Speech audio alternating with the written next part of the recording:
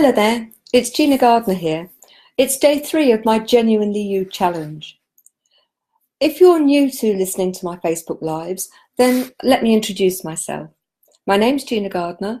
I'm a multiple #1 international best-selling author, an empowerment and relationship coach, and I help people step into the power of being genuinely who they are.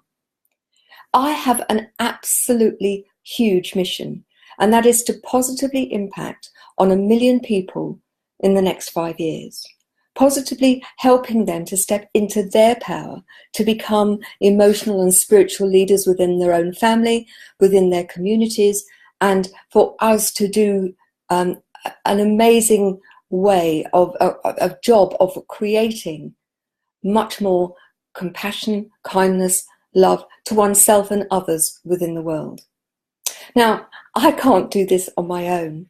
And so one of the things that I'm hoping that all of you who are listening will do, will sign up for the Genuinely You group and will help me in a number of ways. But before I get onto that, let me tell you a little bit more about me and what I've been up to.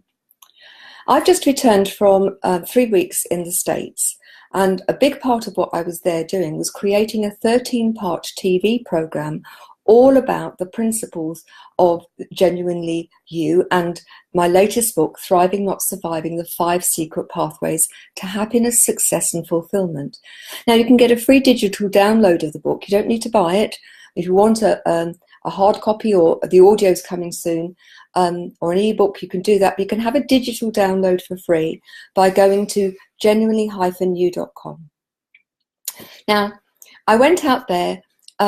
I'd never done TV before, so I made my 13-part TV series, and I actually did a series of TV interviews while I was out there.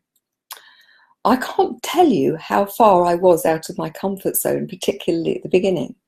But there are a number of things that actually made a difference, and one of those is my sense of purpose, the drive that I have to actually make a positive difference. I'm 65, and lots of people at my age would be putting their work to one side and retiring. I've no intention of doing that. I think my purpose is just too important. There are so many people who are unhappy, anxious, who struggle to recognize the value that they have in themselves. And make no mistake, I used to be like that. And there are days when I get up and I have to work really hard to feel confident about myself even now. It's a work in progress. One of the nice things that happened when I was there is that I had my own makeup artist, something that I would never had, and I'm not somebody who wears a great deal of makeup. In fact, I was late tonight because I was putting on some makeup so I don't look quite like a hard-boiled egg. And the makeup that I'd been advised to buy had gone all over my makeup bag, and so I've just spent an hour cleaning out my makeup bag, and it's amazing how a little bit of stuff goes a very long way, and it's really, really hard to clear off. But I went every morning with no makeup on, and these very skilled ladies would actually start a transformation. It was not quite at the Cinderella standard, you know, you'll be ready for the ball, but I have to say it was a pretty close run thing. And one of the things that really amused me, and when the TV show comes out, I want you to look for it, is that there were 2 different makeup artists and they did alternate days, and they put on false eyelashes. I've only ever worn false eyelashes once before, and that was when I was 18. I was going out with a new guy, and I was absolutely ecstatic about this date. We went to a party, and when I looked down, there was something that resembled a very hairy caterpillar in my drink. And from then on until now, I've never put on false eyelashes. But of course, I had the experts doing it. The thing that amused me is that one was much more subtle in her approach to false eyelashes than the other. So on some days I've got subtle eyelashes, and on the other days I've got very, very big fluffy eyelashes. But actually being made up and having that opportunity to look right in front of the cameras was something that enabled me to feel far less anxious. The interesting thing for me about comfort zones is as soon as we start doing things, things get easier. And so on the first day, things felt very, very challenging and difficult. But by the end, it felt normal what I do. And I set myself the challenge that when I returned, I was going to do 30 days of Facebook Live involving people in my mission and my challenge. And hitherto, I had avoided doing these like the plague. I'd done one or two. I kept on saying I will do them. But I had not done them consistently because they were out of my comfort zone. It still doesn't feel entirely comfortable, but it is getting easier. And today is the third day of my challenge, and I wonder how things are going to be by the 30th day. So there's a really big lesson for all of us there, that when things are out of your comfort zone, the thing to do is to press forward, to actually give it a go, and it will become part of your new expanded comfort zone if you do it regularly enough. So all of those programs that we made in the United States are currently being edited. And although I'd made lots of videos, all of the videos in the Thriving Not Surviving program, I think I've probably made about 60 or 70 different videos now, maybe a few more. They were done with a single camera and with me sitting, no changes of view, a bit like this really. But there were 3 cameras on the go. There was a teleprompt. Things were being done very professionally. In fact, the only person who was not a professional at doing that was me.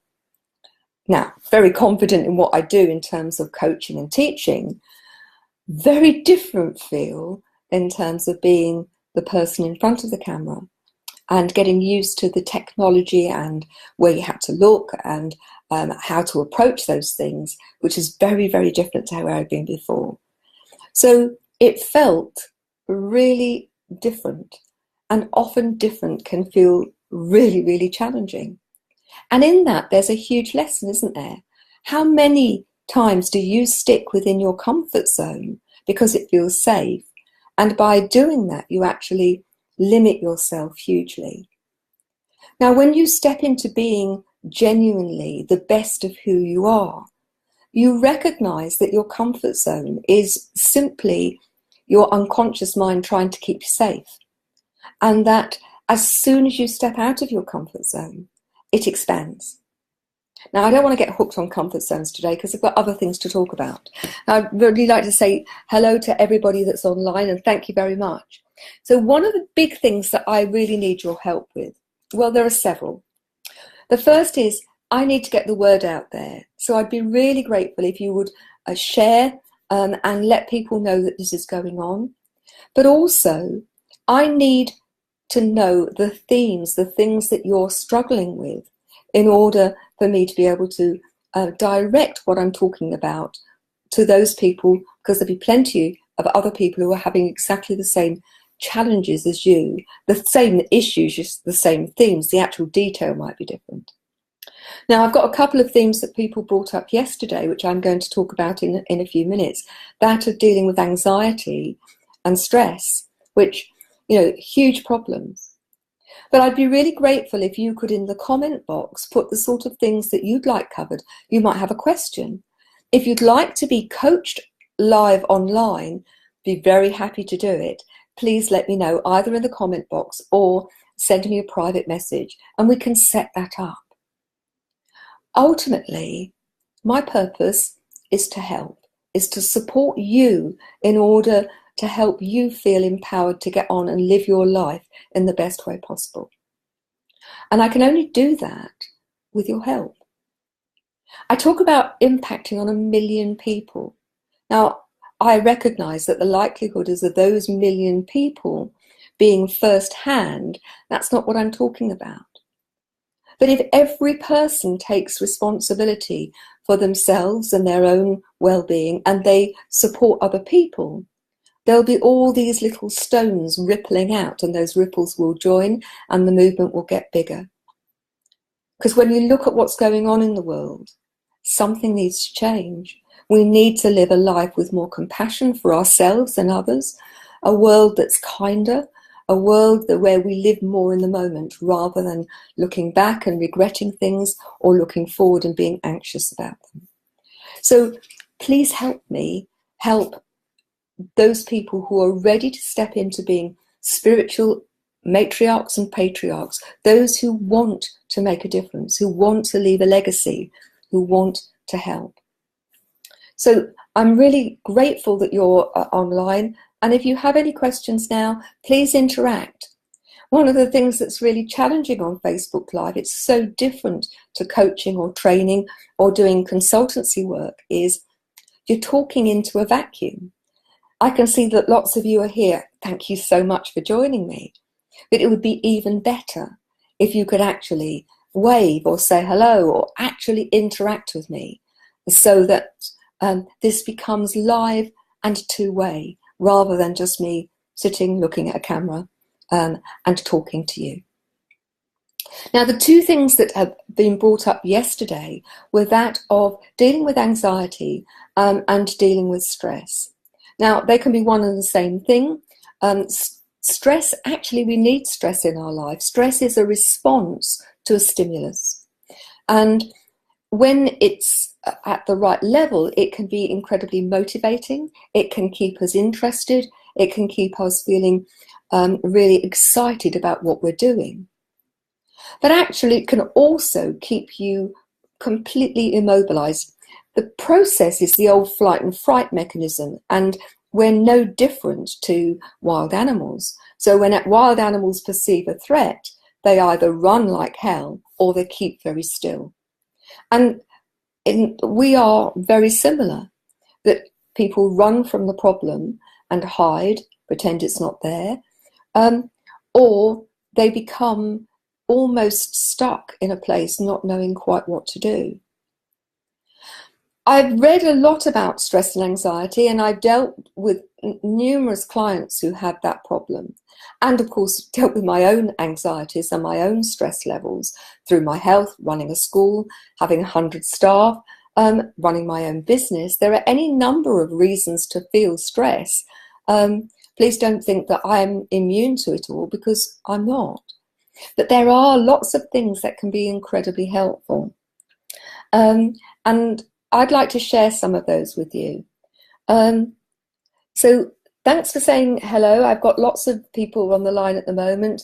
Anne, Kate, Kim, there's two Kates, Jennifer, Laura, and anybody else who's listening. Thank you very much for joining me. It's really lovely to see you there. It's said by many that if one is depressed, that very often that's people looking back, wishing things were different, or wishing things that were the same as they had been in the past, and they're no longer. And that people who feel anxiety, generally that they're living worrying about the future, worrying about things that may never happen.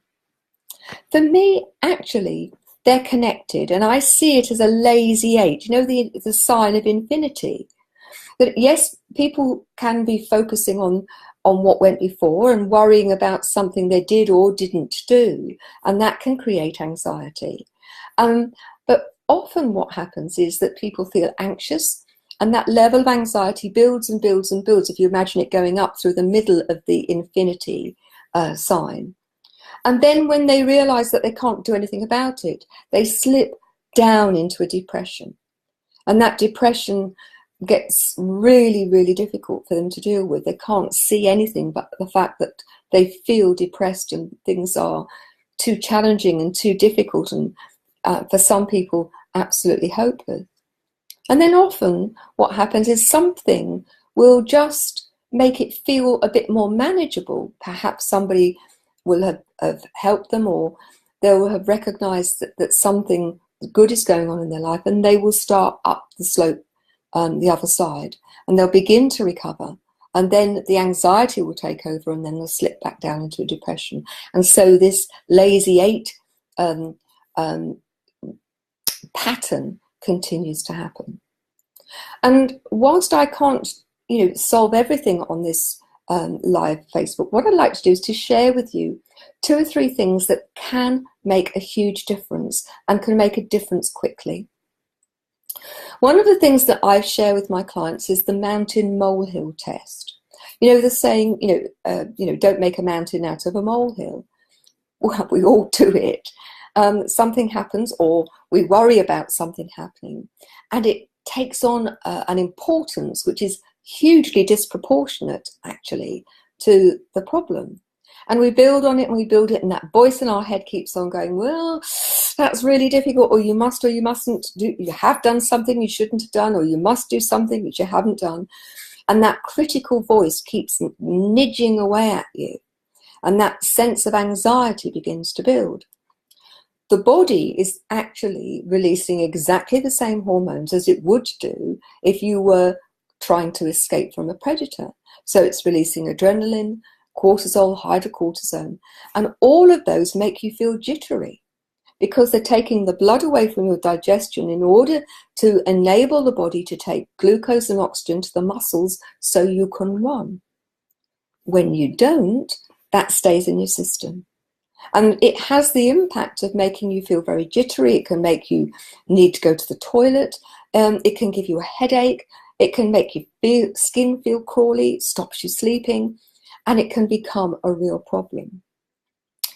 When you don't deal with it, then all of those hormones continue to be leached out. And that's, for me, is when anxiety becomes stress.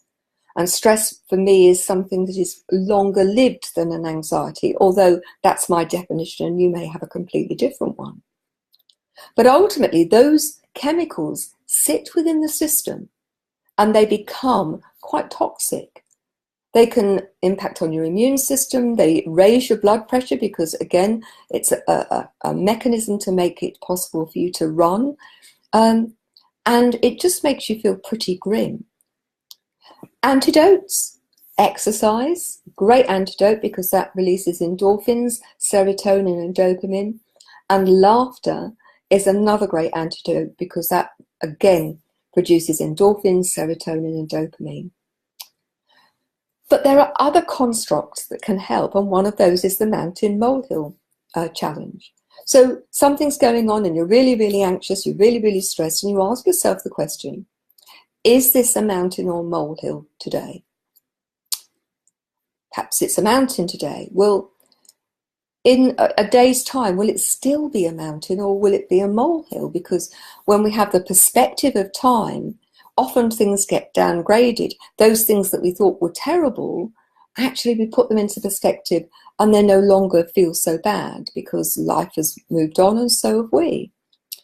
So you ask yourself the question, well, if it's still a mountain in a day, what about a week? And if it's still a mountain in a week, what about a month or a year?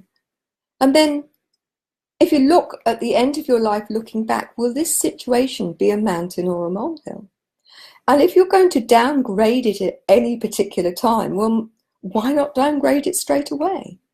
Because in the meantime, you're holding on to all of that angst, all of that challenge, which actually it doesn't deserve.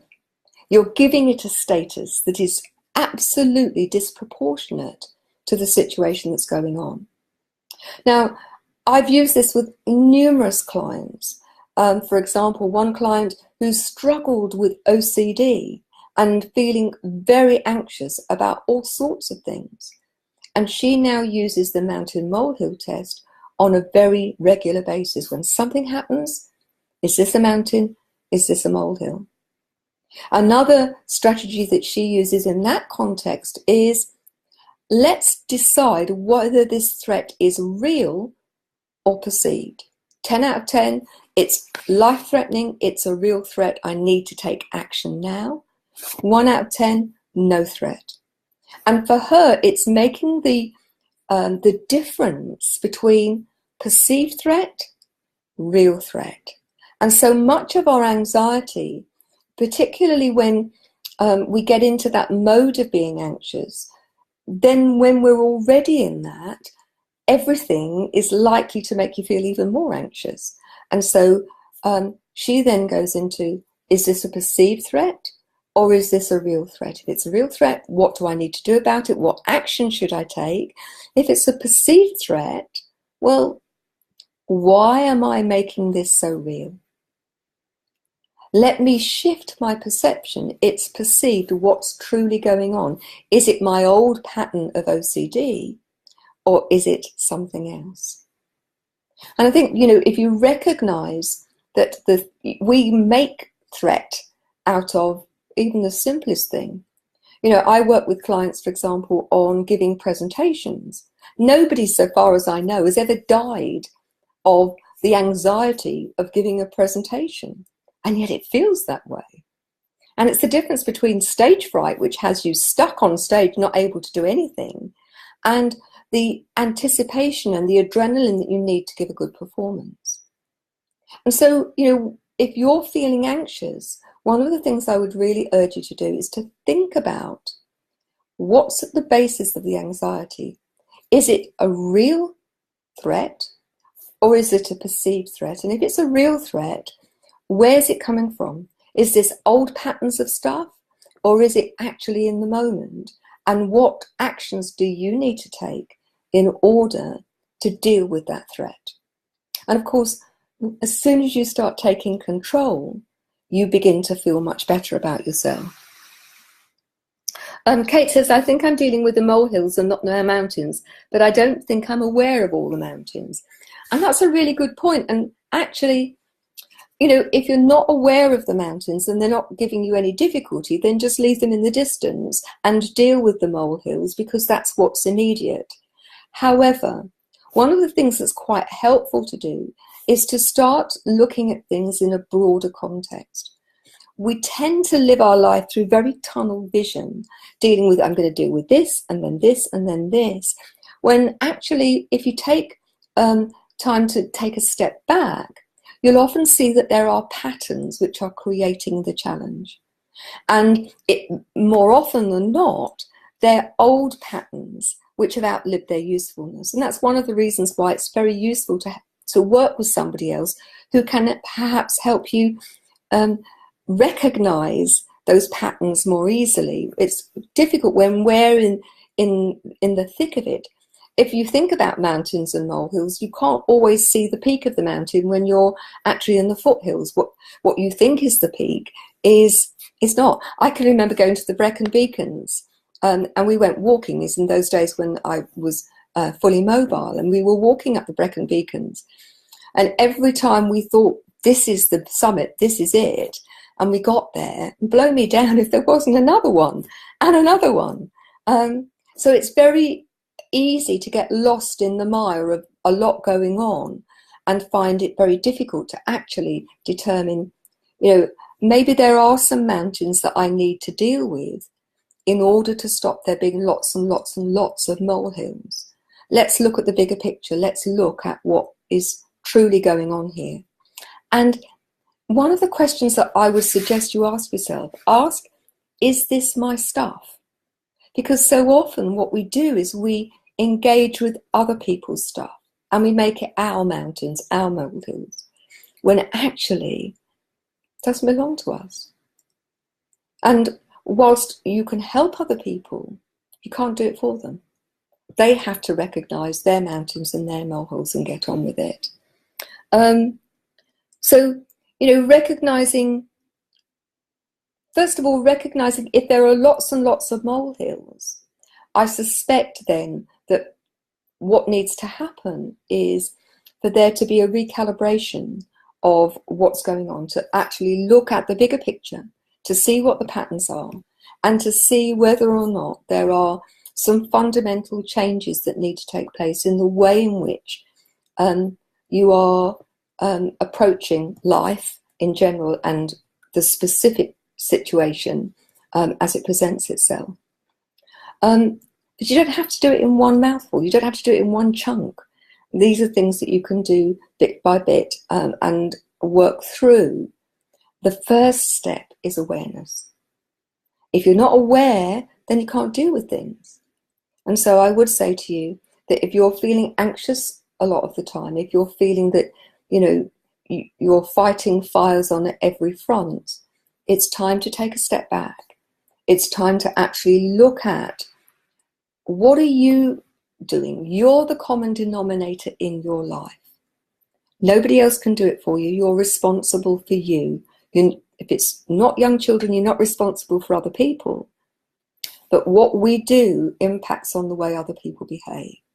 And so I would suggest that you really think about what those things are. And if you want to share, any of you, what your mountains and your molehills are specifically, then I'm very happy to help with those. But in terms of the general principle, take a step back and look, are these repeat molehills, the same thing happening over and over and over again?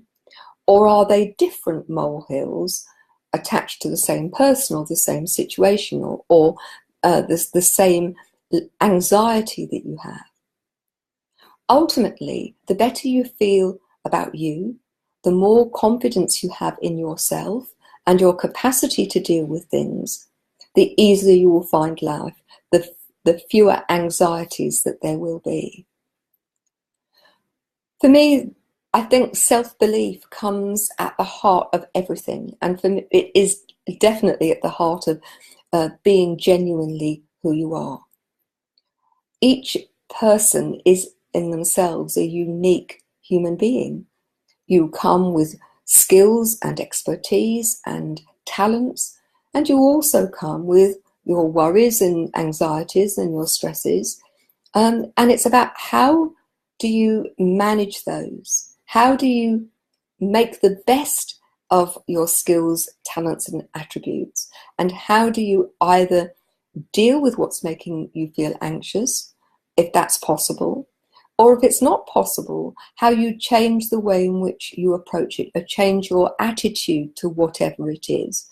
Because if you can't change the challenge, you can change the way in which you deal with it. That's perfectly within your remit.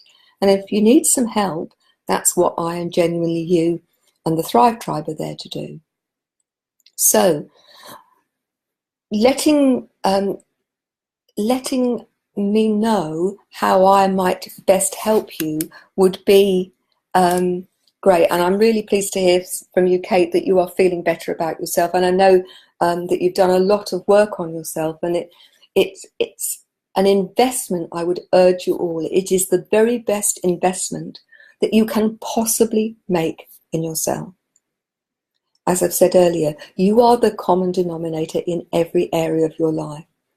Now, this isn't just theory. I've done a huge amount of work on myself. There have been times when I have been very anxious and felt terrible about myself. I didn't like who I was, particularly the personal me, great professional me, but actually I struggled hugely to know who I was really. And that work that I've done in the last, well, we're talking about the last, doing the maths now, the last 14 years, I know has made a huge difference. So much so that I am putting my head above the parapet, and I have made this incredible statement, this mission, this goal. I want to help 1 million people. I've helped thousands in the past, but I want to do it on a bigger scale. This isn't something that I've taken lightly. It's taken me a couple of years of really intense preparation to get this ready to go. And I'm absolutely determined to leave a legacy which is about people being more kind and compassionate to themselves and to others, helping one another, supporting each other to live a life full of love and hope and light, to be, those of you that use those sort of expression, light workers, to be spiritual matriarchs and patriarchs. So I'd be really grateful if in the comment box you'd leave comments and let me know if there are issues you'd like me to cover. Come and join the Genuinely You group if you're not already a member. And if you're not sure quite how to do it, just simply put in the comment box, join me. If you would like a copy of Thriving, Not Surviving, the 5 Secret Pathways to Happiness, Success and Fulfillment, you can get a free copy from the website. If you'd like to become part of the Thrive Together tribe, you can try it out for $1. All you need to do for a month, you can try it out for $1. Go to thrivetogethertribe.com and you can sign up for a free month's membership to actually get a feel for what it's like from the inside. Ultimately, this is all about you. This is about helping you help yourself be even better. And, if everything in your life is going brilliantly, fabulous, then come and help me help other people. If things in your life are going well, but you'd like them to be even better, great, come along. Let's help each other and then help other people. Help me create a legacy which is not mine, which is ours. So thank you so much for joining me. I'm really grateful for the offers of help. Thank you very much indeed. Let's get this thing going. Please share the video, share the posts, involve people that you know in this movement of thriving together. Because, as an individual, we have a limited amount of strength, but together, well, the possibilities are absolutely endless. So thank you for joining me today. And today is only day 3 of the 30-day challenge. By the end, I will be in my comfort zone doing these things and not. Thanks again. Have a great week, and I hope to see some of you tomorrow. Please join in. Let us know what you want. Take care, and sending you lots of love. Bye now.